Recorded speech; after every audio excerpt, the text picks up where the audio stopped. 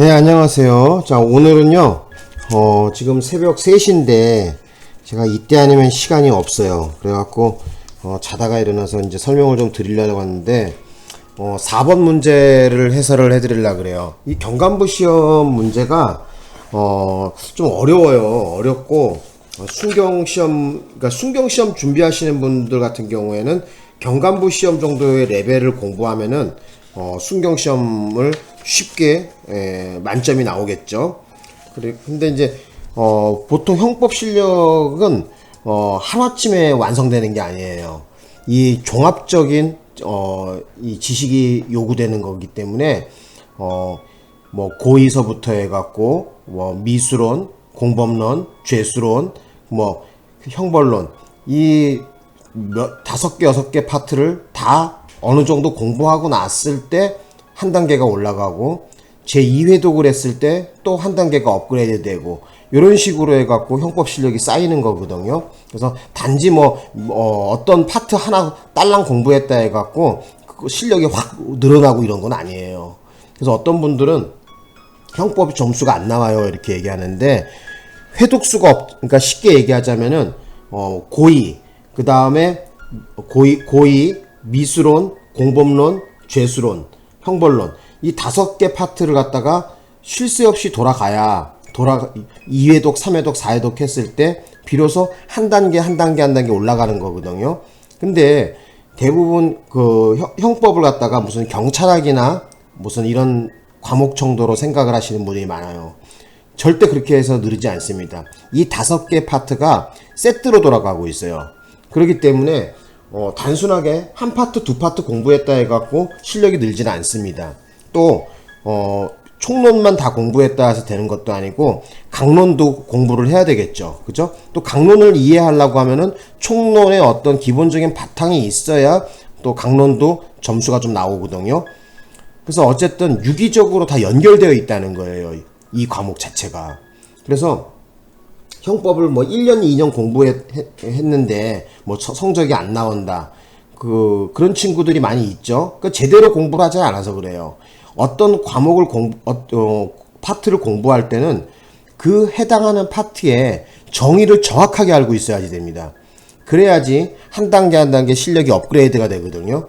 근데 대부분 사람들이 형법을 경찰관 10년, 20년 해도 막상 부작위범이 뭐예요? 그러면 A4 용지 하나 주고 볼펜 하나 던져주고 써봐라. 그러면은 설명해봐라. 그러면 설명 못하는 사람이 태반이에요. 90%가 다 그래요. 모르겠어요. 저 같은 경우도 처음에 그랬어요. 처음에 공부를 경찰 시험 필기 한번 합격하고 나서 마치 형법을 다 아는 것처럼 착각에 빠져 있었거든요. 근데 보면은 어떤 사람들 이렇게 설명을 막 해주더라고요. 근데 막상 내가 설명을 하려고 했더니 말문이 막히더라고 자꾸. 왜 그러냐?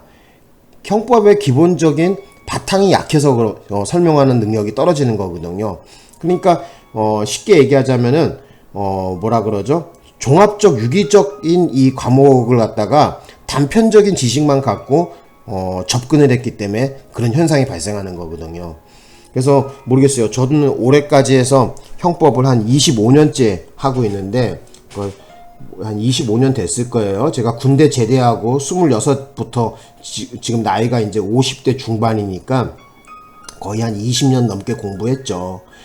자, 어쨌든 그런 거는 또 차차 또 말씀을 드릴 거고, 오늘 이 4번 문제를 풀라고 딱 보니까 여기에 뭐라고 나왔냐면은 부작위범이라는 게 등장해요.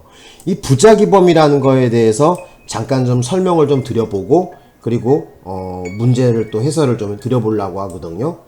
그래서 형법 지식이 없는 사람도 이제 요 4번 문제에 대해서 깔끔하게 이해를 할 수 있도록 좀 도와드리려고 합니다.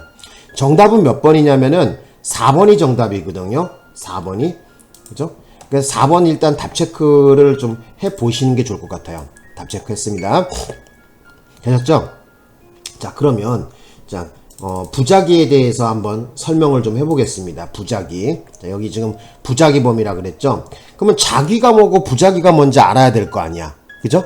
그래서 거기에 대한 얘기를 좀 해봅시다. 그래서 부작위 이렇게 나왔는데, 자귀라는 것은 쉽게 얘기하자면은 뭐냐면은 의식적으로 어떤 움직임, 그죠? 의식적으로 어떤 움직임이 있는 거야. 어떤 움직임의 행위를 말합니다. 그리고 부작이라는 것은 뭐냐면은 의식적으로 생각하고 있다는 거예요. 의식적으로 자, 가만히 있는 거야. 그냥 가만히 있는 것, 있는 행위. 자, 요렇게 설명을 좀 드려보고 싶습니다. 되셨나요? 여기까지 이해 가죠? 자, 자귀라는 것이 뭐라고요? 의식적으로, 그죠? 자기가 어떤 생각을 갖고 있어요. 자, 의식적으로 어떤 움직임이 있는 행위, 그죠? 예를 들어서 뭐 밥을 먹는다, 아니면은 사람을 때린다, 그죠? 강도짓을 한다. 어떤 움직임, 자귀행위가 있단 말이에요. 의식적으로 어떤 움직임이 있는 행위, 이걸 자귀라 그래요. 그리고 부작이라는 것은 의식적으로 가만히 있는 거야, 그냥. 그죠? 의식적으로 그냥, 이럴 때 내가 가만히 있어야지. 가만히 있는 거예요. 자, 그런데 우리 형법에서는 이 자귀와 부작이 이외의 행위는 형법적인 어떤 의미 있는 행위가 아니란 말이에요. 그래서 자, 여기다 적어 볼게요. 자귀도 부작이도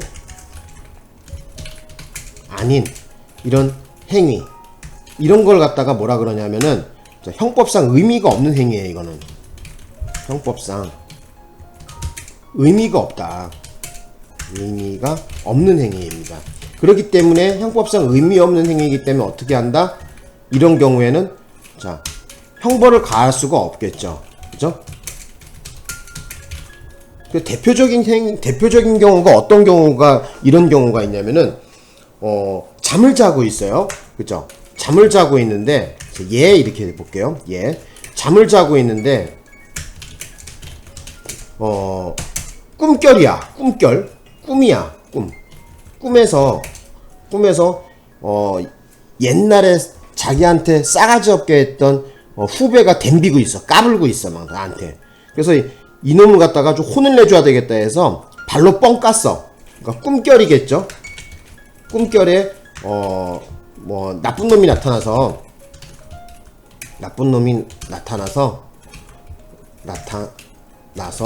어떻게 돼요? 발로 깠어. 근데 이 발로 까는 게 자다가 그냥 발로 뻥 깐 거예요. 그러니까 쉽게 얘기하자면은 뭐라 그래요? 몸부림으로 발로 깠다. 이렇게 해야 되겠, 이해가 빠르겠죠? 몸부림으로 발로 뻥 깠어요. 그죠? 근데 때마침 그 옆에서 잠자고 있던 마누라가 목과 얼굴을 갖다가 두들겨 맞는 그러니까 발로 얻어맞는 바람에, 그죠? 마누라가 죽었다 봅시다. 자, 이 경우에 이 사람을 처벌할 수 있을까요? 그죠? 처벌할 수 없겠죠? 그죠? 왜? 그 이유가 뭐야? 형법상 자기도 부자기도 아니기 때문에 이 사람에 대해서는 어떠한 형벌을 가할 수가 없습니다. 형벌을 내릴 수가 없어요.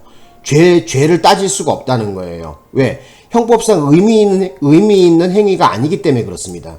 되셨나요? 그죠?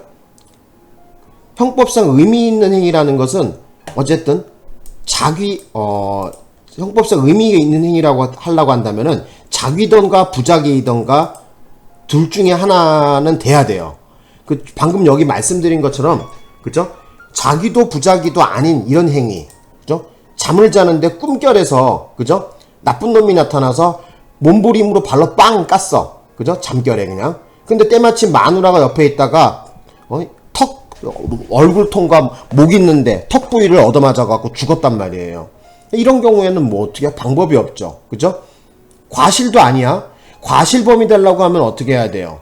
과실범이 되려고 한다면 주의 의무가 있어야 되겠죠. 잠자는 놈이 주의 의무를 어떻게 논할 수 있어? 자는 놈인데. 그죠? 그지 않겠습니까? 그죠?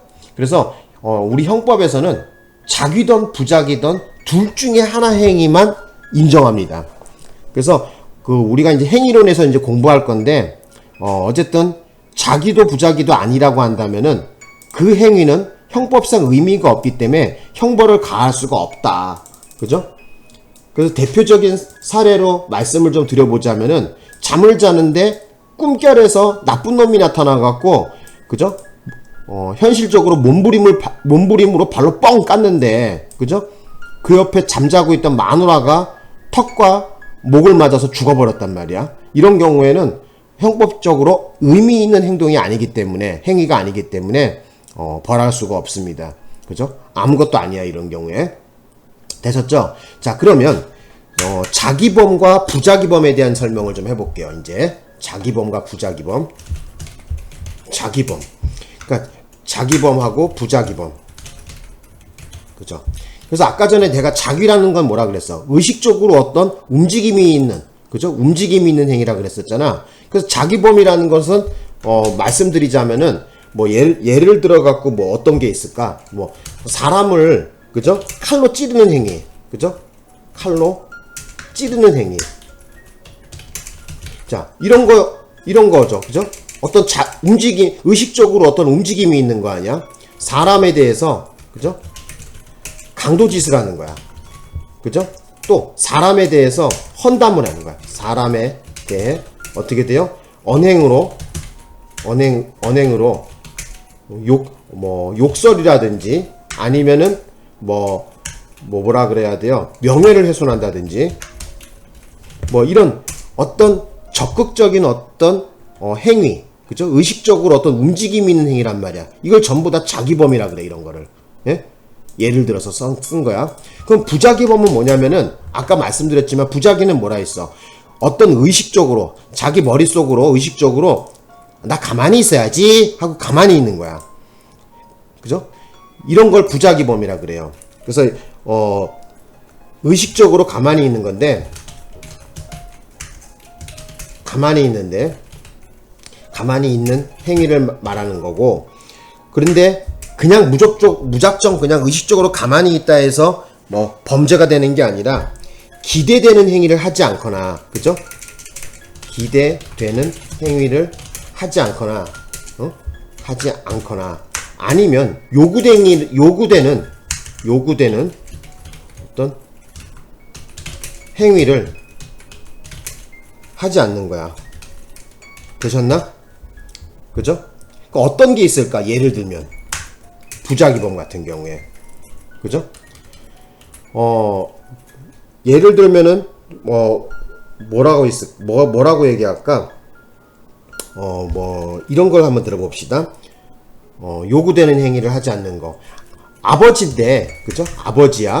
아버지인데, 자, 아들이, 그죠? 아들이 물에 빠졌어요. 물에 빠져 허우적거려요. 그런데 이 아버지가 아이 내 아들 새끼 꼴보기 싫어 죽었으면 좋겠어 하고 가만히 있다고 한다면은 뭐예요? 이거 뭔가 이상하죠, 그죠? 범죄로 봐야 되겠죠. 그래서 아들이 만약에 죽었다고 한다면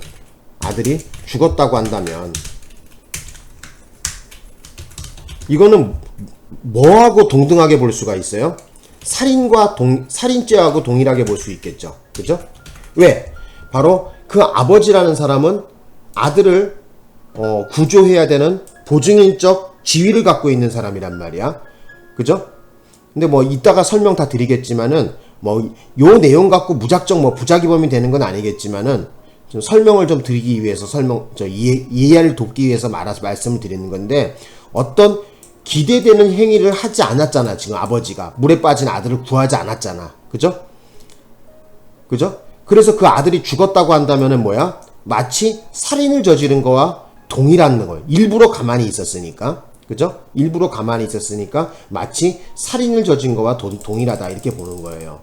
자, 그러면 이 부자기범도 또 좀 종류를 나누어서 또 따져본다면은 두 가지로 좀 나눠 볼 수 있는데, 하나는 뭐냐면은 진정부자기범이라고 있어요, 그죠? 자, 저기 적어볼게요.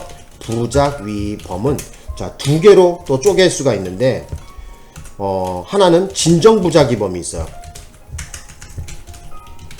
진정부자기범. 그 다음 또 하나는 뭐냐면 부진정부자기범이야.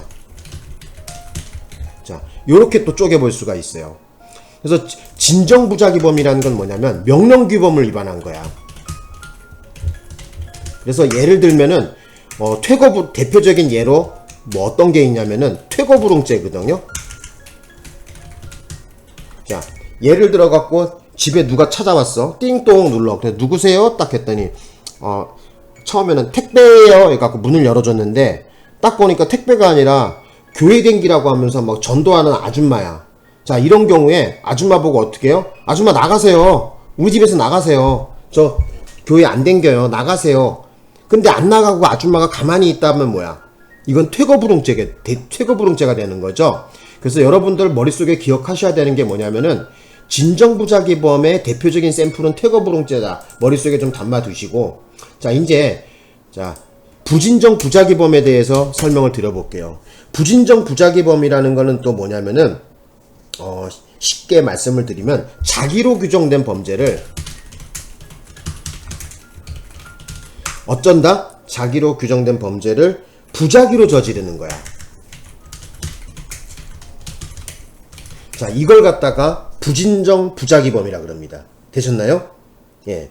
그래서 그러니까 쉽게 얘기하자면은 법적으로 요구되는 행위를 일부러 하지 않는 거죠. 그죠? 법적으로 요구되는 행위를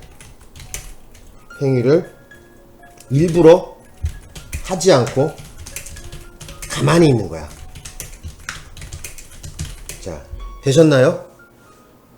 이렇게 하면은 진정부작위범, 부진정부작위범에 대한 얘기를 좀 어느 정도 이해를 좀 하셨는지 모르겠습니다. 되셨나요? 그래서 다시 한번 말씀드릴게요. 자, 부작위범은 두 개로 쪼개집니다. 자, 두 개로 쪼개지는데 하나는 뭐냐면 진정부작위범이다 해서 명령규범을 위반한 거야. 우리 집에서 나가시오. 우리 집에서 나가란 말이야. 그죠? 근데 안 나가고 가만히 있으면 뭐야? 퇴거불응죄. 명령을 받았는데도 하지 않아. 이건 퇴거불응죄가 되는 거죠. 부진정부작위범이라는 건 뭐냐면은 자기로 규정된 범죄를 부작위로 저지르는 거야. 그죠? 그래서 법적으로 요구되는 어떤 행위를 일부러 하지 않고 가만히 있는 거야. 예를 들면 뭐가 있냐면은 아까 설명드렸지만은 뭐라 그래야 돼요? 이런 경우 있겠죠. 수영 강사인데 이렇게 적어볼게요. 수영 강사인데 학생이 물에 빠져서 허우랬거든. 물에 빠져서 허우적거려요. 자, 그렇다면 어떻게 해야 되지? 이런 경우에 어떻게 해야지 돼? 학생을 구해야 되겠죠. 수영 강사가. 그죠? 그런데 수영 강사가 저 새끼 평상시 내 말 더럽게 안 듣는 새끼야. 건방진 새끼야. 저 뒤졌으면 좋겠어요 하고 구하지 않고 가만히 있다면, 그죠? 가만히 있다면 뭐야 이거 그래서 만약에 죽었다고 봅시다. 학생이 죽었다고 봅시다. 학생이 죽었어. 자, 그렇게 되면은 뭐야 이거는 마치 살인을 저지른 거와 동일한 거죠. 그죠? 자, 마치 살인죄를 저지른 거와 동일하게 보는 거야. 그죠? 그래서 살인죄는 자기범이잖아. 그죠? 사람을 뭐 칼로 찌른다든지 목을 조른다든지 의식적으로 어떤 행위를 하는 건데 분명히 이 사람은 가만히 있었거든요. 가만히 있는데도 어떻게 돼요? 바로 살인죄를 묻는데 왜 살인죄를 물을 수가 있느냐? 이 수영 강사는 이 학생이 물에 빠져 허우적거리면은 구조를 해야 되는 이 법적인 어떤 법적으로 요구되는 어떤 행위를 부여받은 사람이란 말이야. 가만히 있다고 한다면은 마치 살인을 저지른 것과 동등하게 평가한다는 거야. 자, 이러한 것을 뭐라 그런다? 부진정 부작위범이라 그럽니다. 그래서 아까 살인죄, 자기로 규정된 범죄를 어쩐다? 부작위로 저지르는 거야. 되셨죠? 여기까지 이해 가죠? 그죠? 예. 자, 그러면 요렇게 좀 설명을 좀 드리고 문제로 한번 가보겠습니다. 자, 문제를 가볼게요. 자, 여기 보시면은 자, 1번서부터 정답부터 말씀을 좀 드려볼까? 정답은 이따가 설명드릴게요. 설명할 내용이 많으니까. 자, 1번부터 보겠습니다. 1번.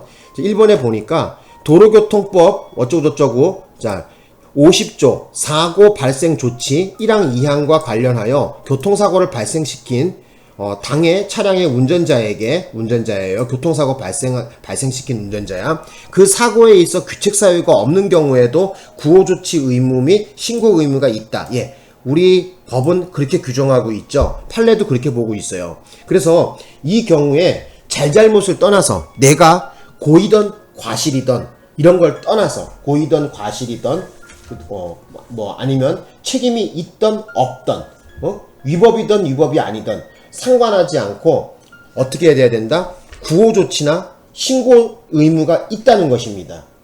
되셨나요? 예. 그래서 알아두실 것은 뭐냐면은 고의, 과실, 유책, 위법 상관없이 뭐한다? 바로 부과된 의무가 있다는 겁니다. 되셨나요? 예. 자, 우리 판례는 그렇게 보고 있어요. 그래서 맞는 지문으로 보시면 됩니다. 자, 그 다음에 이제 동그라미 2번에 보겠습니다. 동그라미 2번에 보니까 주권상장법인의 주식 등 변경 보고 의무 위반으로 인한 자본시장과 금융투자업에 관한 법률 위반죄의 자 공동정범이야. 쉽게 얘기하면 부작위범의 공동정범. 자, 공동정범이라는 것은 무엇입니까? 자, 어떤 가공의 의사로 해서 여러 명이 혼자 하는 것이 아니라 여러 명이 필요하죠. 두 명 이상이 필요한 것이 공범이잖아요. 자, 우리 형법상 공범에는 세 가지가 있습니다. 공동정범, 교사범, 종범 세 가지를 규정하고 있죠. 우리 형법 총칙상에서. 그 중에서 공동정범은 뭐예요? 어떤 범죄 가공의 의사를 가지고 각자 맡은 바 범죄를 실현하기 위해서 그죠? 기능적 행위 분담을 하게 되면은 공동정범이 된단 말이야. 되셨죠? 그래서 수인에게 공통으로 부여되어 있는 의무가 있어야 되겠죠. 그죠? 그리고 그 사람들이 전부 다 공모했다고 한다면은 뭐야? 바로 부작위범의 공동정범을 인정할 수가 있습니다. 여기 나와 있듯이 전원이 그 의무를 이행하지 않았을 때 성립할 수 있다. 예, 맞는 얘기죠. 그죠? 그래서 여기 나와 있는 것처럼 뭐 금융투자 이렇게 나왔는데 예를 들어서 뭐예요? 어쨌든 여기 주식 관련돼 갖고 무슨 범죄를 변경이나 어떤 이런 위반 사항에 대해서 뭐라 그러죠? 상부에다가 그죠? 보고를 해야 되는 어떤 의무가 있는 사람들이 있다고 한다면은 그 사람들이 전부 다 뭐예요? 공통으로 부여되어 있는 어떤 의무가 있는데 그것을 갖다가 수인이 공모해서 전혀 이행하지 않았을 때 전원이 그것의 그 의무를 이행하지 않았을 때 바로 부작위범의 공동정범이 성립한다. 이렇게 볼 수가 있겠죠. 그래서 알아두실 것은 뭐냐면은 자 공동정범 부작위범의 공동정범은 수인에게 공통으로 부여되어 있는 의무가 있어야지 되고요. 그 수인이 다시 뭐예요? 전부 그 범행에 대해서 공모를 해야 된다는 거예요. 그죠? 공모 하나 갖고만은 안 되고 공통으로 뭐가 부여해 있어야지 무슨 부여가 있어야 돼요? 의무가 부여되어 있어야지 돼요. 그죠? 보고 의무가 공통으로 부여되어 있어야 된다는 거예요. 되셨나요? 자, 그 다음에 이제 3번에 보겠습니다. 자, 3번에 보면은, 자, 3번에 봅시다. 경찰관 갑이 압수되어 보관 중이던 오락기 변조 기판을 범죄 혐의 입증에 사용하도록 하는 등의 적절한 조치를 취하지 않고, 자, 경찰관이면 어떻게 해야 되는 거야? 자, 범죄 인지를 하고, 자, 그 범죄에 대해서 수사를 할 의무가 있는 거죠. 그죠? 그런데 적절한 조치를 하지 않아. 오히려 뭐 어쨌다는 거야? 부하 직원에게 해당 압수물을 돌려주라고 지시했어요. 자, 이 경우에는 자, 증거인멸죄도 되고 또 직무유기죄도 되거든요. 그런데 지금 하나는 뭐예요? 증거인멸죄 같은 경우에는 적극적으로 어떤 자기위범이란 말이야. 부자기범인 직무유기죄. 그냥 그죠? 어떤 의무 있는 일을 해야 되는데 그 요구되는 의무 있는 일을 안 하는 경우죠. 그죠? 자, 어떤 범죄에 있어서 하나의 행위가 그죠? 증거인멸죄와 그러니까 자기범인 증거인멸죄와 부자기범인 직무유기죄하고 바로 결합이 이루어진 경우에 그죠? 하나의 행위로 두 개의 행위가 구속요건을 건드리는 경우에는 자, 부자기범은 벌이라 그랬었죠, 제가. 쇼트 영상에 보면 나와 있습니다. 그래서 저번에도 말씀드렸지만은 설명을 좀 드려보자면 만약에 어떤 문제 풀고 있었어. 근데 그 사람의 행위가 그죠? 자, 여기 한번 봐봅시다. 하나의 어떤 행위를 했는데 그것이 자기범 플러스 부자기범. 자, 요렇게 두 개, 하나의 행위인데 자기범과 부자기범이 동시에 성립하는 경우가 있죠. 이런 경우에는 제가 어떻게 하라 그랬었습니까? 자, 뭐를 버리라? 부자기를 버리라 그랬었죠. 그죠? 버려라. 그렇기 때문에 아까 말씀드렸지만은 자기범인 증거인멸만 성립하고 부자기범인 직무유기는 따로 묻지 않습니다. 그죠? 부자기를 버리라 그랬었잖아요. 결국은 어떻게 된다? 그래서 어떻게 해라? 자기범만 따진다는 거야. 되셨나? 요거 아주 중요합니다. 제가 쇼트 영상으로도 많이 놔뒀죠. 그죠? 자기범과 부자기범이 동시에 하나의 행위로 동시에 성립하는 경우에는 뭐를 버려라? 부자기를 버리라 그랬어요. 자기범만 성립한다. 이렇게 말씀드렸었죠. 그죠? 그래서 여기 나와 있지만은 자, 어떻게 된다? 바로 증거인멸죄 자기범, 부자기범인 직무유기 두 개가 하나의 행위로 지금 만났단 말이야. 이런 경우에 뭐를 버려라? 바로 부자기범인 직무유기를 버려야 된다. 그죠? 그래서 어떻게 된다? 증거인멸죄만 성립한다는 거예요. 되셨나요? 그래서 직무유기는 따로 성립하지 않는다. 오케이. 맞는 설명입니다. 자, 되셨죠? 3번까지 문제없이 설명드렸습니다. 자, 그 다음에 이제 4번 설명을 드릴 거예요. 자, 4번은 말이 더럽게 길죠? 그죠? 일단 읽어는 봐볼게요. 제가 읽어보겠습니다. 부진정 부자기범의 경우, 그러니까 쉽게 얘기하자면 부진정 부자기범에 대한 뜻을 제대로 알고 있는지를 물어본 거야. 그죠? 부진정 부자기범 아까 내가 뭐라 그랬었어요? 자, 부자기범이라는 것은 의식적으로 가만히 있는 거라 그랬었죠? 그죠? 부진정 부자기범이라는 것은 아까 말씀드렸지만은 어떤다?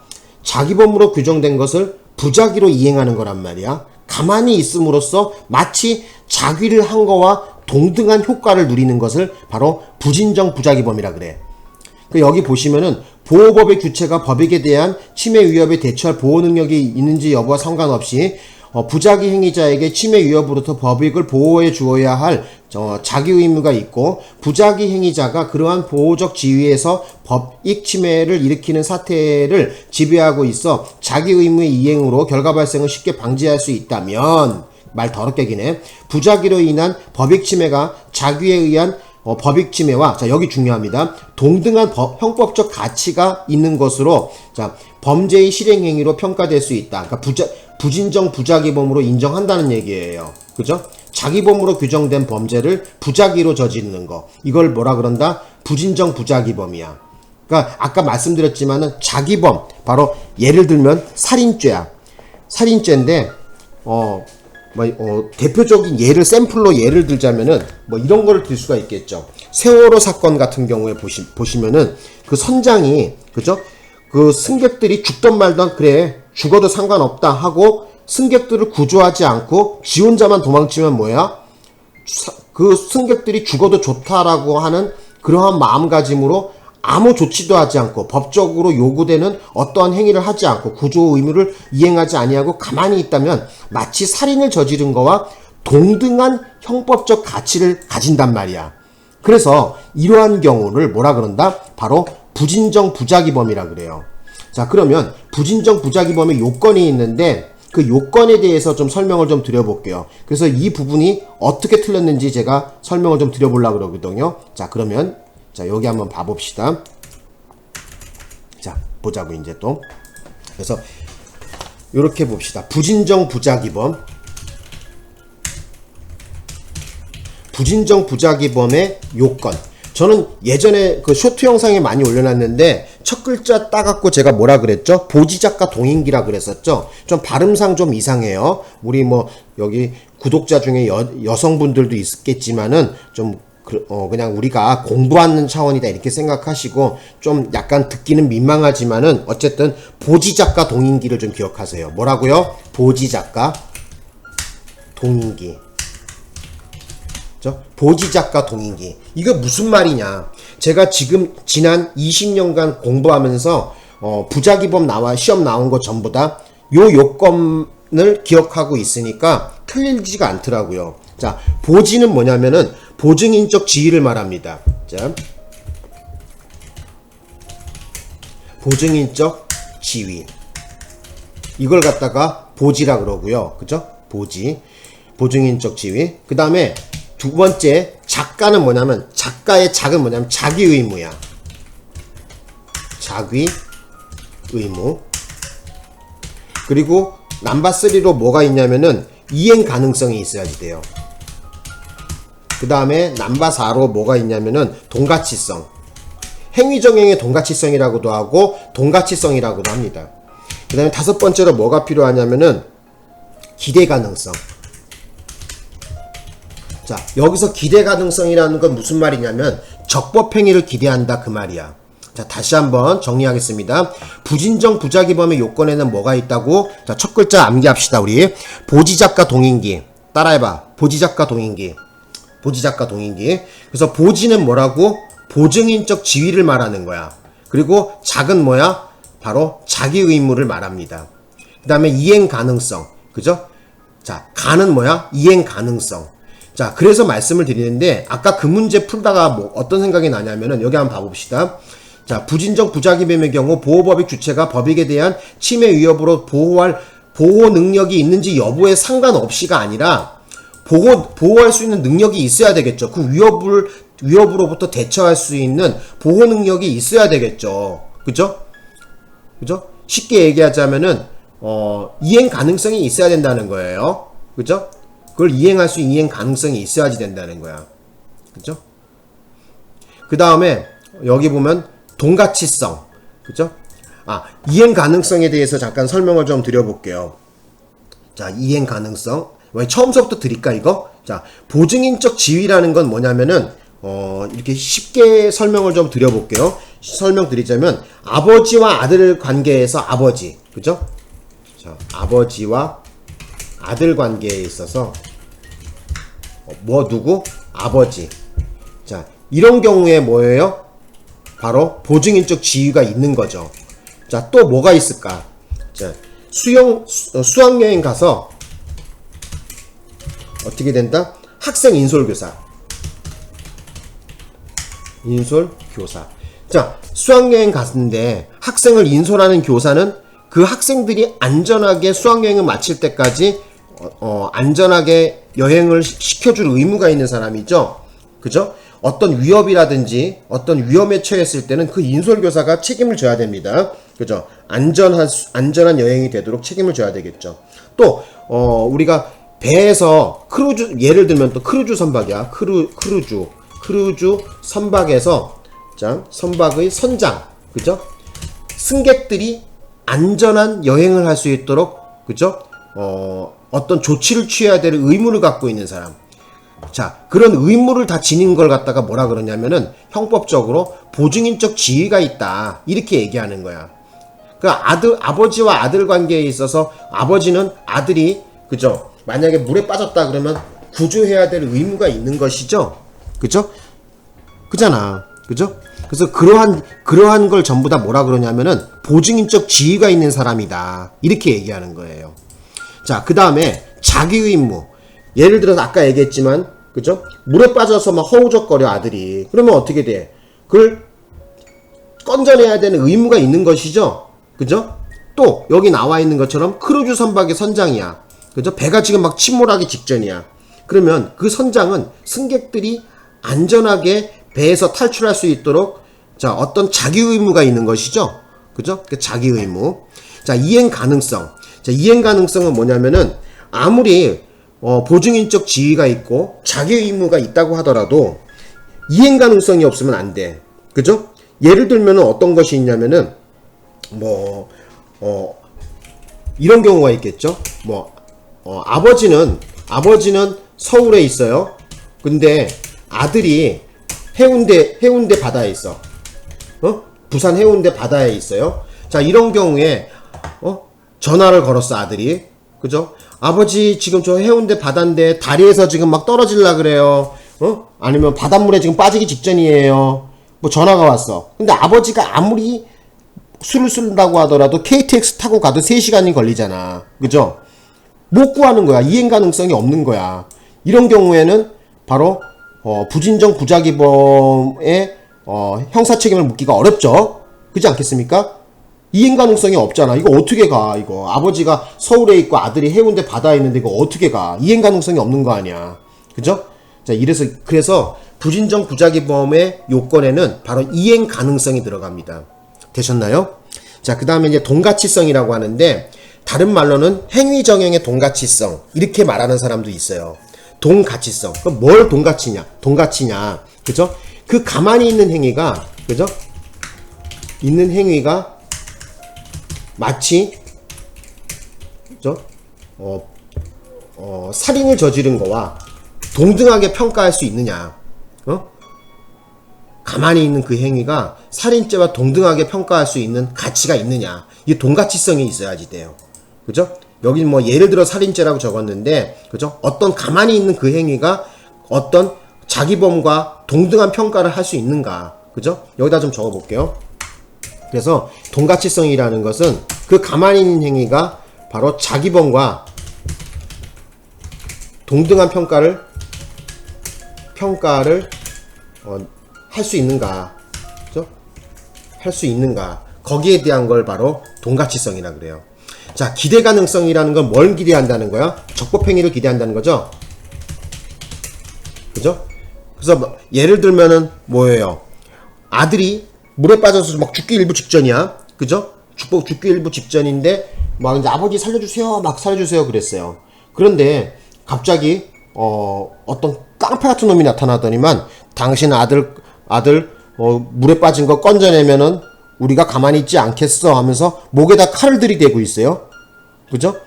그러면서 아니면 당신을 죽여버릴 거야 하면서 협박을 가하고 있는 거죠. 그죠? 이런 경우에는 그 아버지에게 적법행위를 기대할 수가 없겠죠. 그죠? 아들을 구할 수 있는 어떤 적법행위를 기대할 수가 없다는 거예요. 그래서 알아두실 것은 뭐냐면은 지금 보지작과 동인기라는 이 요건을 좀 기억해 놓으셨으면 합니다. 되셨나요? 그래서 지난 20년간 나와있던 물어봤던 부진정 부작위범의 시험 관련된 거는 다 적어드린 거예요. 그게 뭐라고? 보지작과 동인기다. 좀 말씀드리기는 민망한데 우리 구독자 중에서 여학생들도 있고 한데 좀 민망하긴 합니다. 하지만 우리 공부하는 차원이다 이렇게 생각하세요. 그냥 예. 자, 그러면 그래서 여기 아까 말씀드렸지만은 이제 여기 보호 능력이 있는지 여부와 상관없이가 아니라 위협에 대처할 수 있는 보호 능력이 있어야 되겠죠. 그죠? 그랬을 때 상관없이란 말이 들어가 이거 틀린 거죠. 그죠? 상관이 있겠죠. 그죠?